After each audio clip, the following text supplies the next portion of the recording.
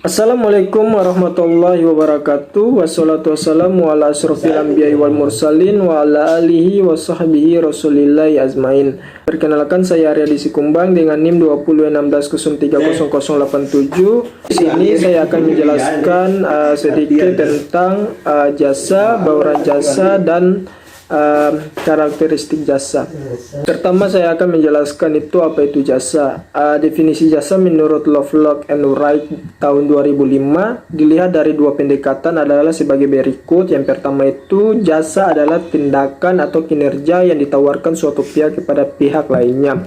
Walaupun prosesnya mungkin terkait dengan produk fisik, kinerjanya pada dasarnya tidak nyata dan biasanya tidak menghasilkan kepemilikan atas faktor-faktor produksi. Yang kedua itu jasa adalah kegiatan ekonomi yang menciptakan dan memberikan manfaat bagi pelanggan pada waktu dan tempat tertentu.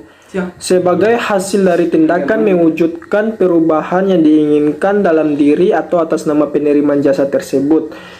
Definisi jasa itu menurut Kotler 2005 adalah tindakan atau perbuatan yang dapat ditawarkan oleh suatu pihak kepada pihak lain yang pada dasarnya bersifat tangible, tidak berwujud fisik dan tidak menghasilkan kepemilikan sesuatu. Selanjutnya itu saya akan menjelaskan tentang bauran jasa.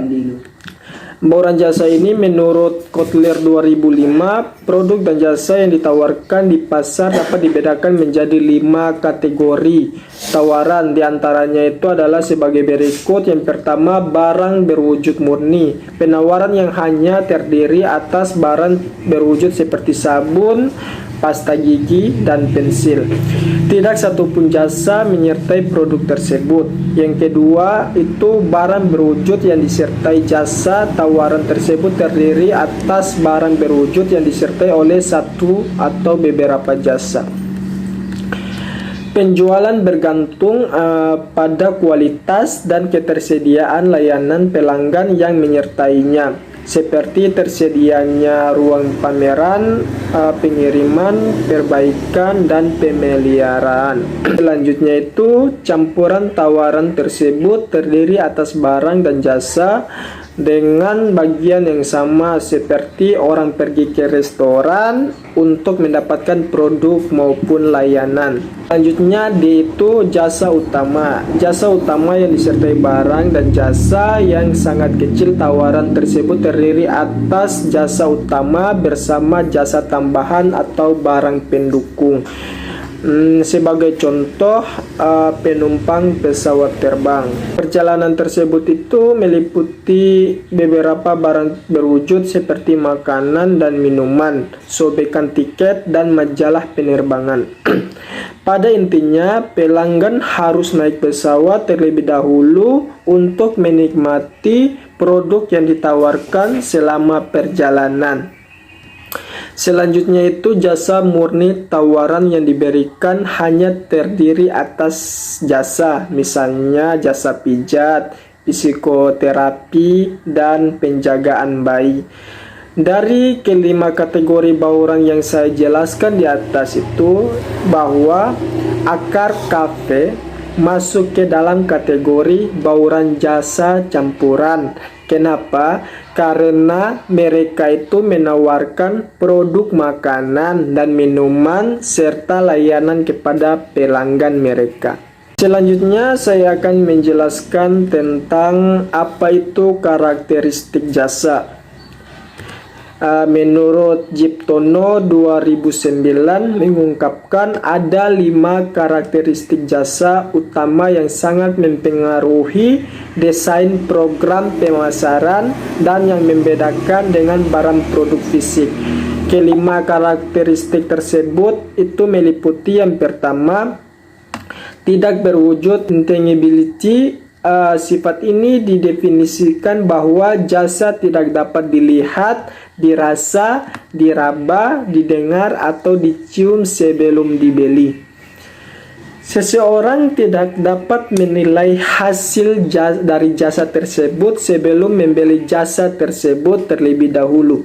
Mereka akan menarik kesimpulan mengenai kualitas dari tempat, orang-orang, peralatan, bahan komunikasi, simbol, dan harga yang mereka lihat. Maka dari itu, tugas penyedia jasa tersebut adalah untuk mengelola bukti tersebut untuk mewujudkan sesuatu yang tidak berwujud. Yang kedua itu tidak terpisahkan interoperability. Pada umumnya jasa dihasilkan dan dikonsumsi secara bersamaan. Sifat ini tidak berlaku bagi barang-barang fisik yang diproduksi, disimpan sebagai persediaan, didistribusikan melalui banyak penjual, dan dikonsumsi kemudian. Jika seseorang memberikan jasa tersebut, penyedia adalah bagian dari jasa itu, karena pelanggan hadir pada saat jasa tersebut dihasilkan. Interaksi penyedia pelanggan merupakan ciri dari arus pemasaran jasa. Selanjutnya yang ketiga itu bervariasi, variability, heterogeneity. Jasa bersifat sangat variatif, heterogen, karena bergantung pada siapa memberikannya, kapan dan di mana diberikan. Jasa sangat bervariasi. Selanjutnya itu yang keempat itu tidak tahan lama, perishability karakteristik. Jasa yang berikutnya adalah tidak tahan lama, yang dapat diartikan bahwa jasa tidak dapat disimpan karena jasa merupakan komoditas yang tidak tahan lama. Pada umumnya, permintaan jasa bervariasi dan dipengaruhi oleh faktor musiman. Selanjutnya yang kelima itu lack of ownership. Pada pembelian jasa, pelanggan terkadang hanya memiliki akses personal atas suatu jasa untuk jangka waktu yang terbatas. Misalnya kamar hotel, bioskop, jasa penerbangan, dan pendidikan. Mungkin itu yang dapat saya sampaikan. Wassalamualaikum warahmatullahi wabarakatuh.